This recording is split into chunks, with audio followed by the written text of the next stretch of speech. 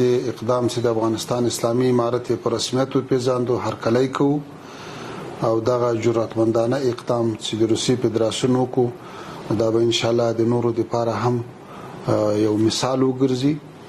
او تاسو په جریان کې یاست چې د افغانستان اسلامي امارت 4 کاله وړاندې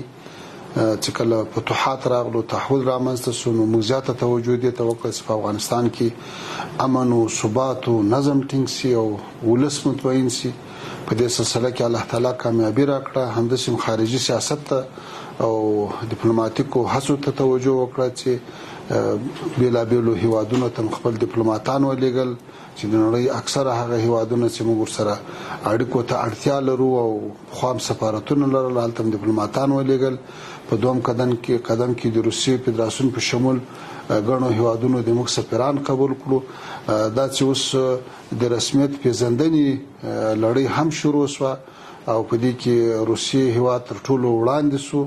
نو امید څه چې همدا سلسله به هم همداسې په مخ ولاړه شي موږ د دې هرکلی کوو دا یو ډېر مثبت اقدام بولو له دې سره به د موږ او د روسیې فدراسیون تر مابین اړیکې نورې هم پراخې شي او ښې لاسته راوړنې به ولرو د افغانستان اسلامي امارت خپل متوازن سیاست ته مخې د نړۍ له هیوادونو سره مثبت اړیکې غواړي او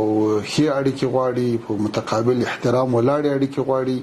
اوس د دې وخت را رسېدلی چې افغانستان هغه خپل اصلي مسؤلیت ترسره کولی شي چې هغه د جنوبي او مرکزي اسیا ترمنځ د شمال او د جنوب تر مابین د اتصال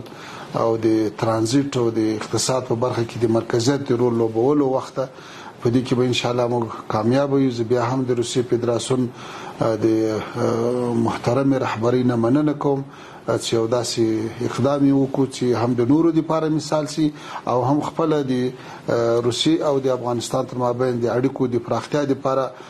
ټول خنډونه له منځه یوسي مننه خدای دې وکړي چې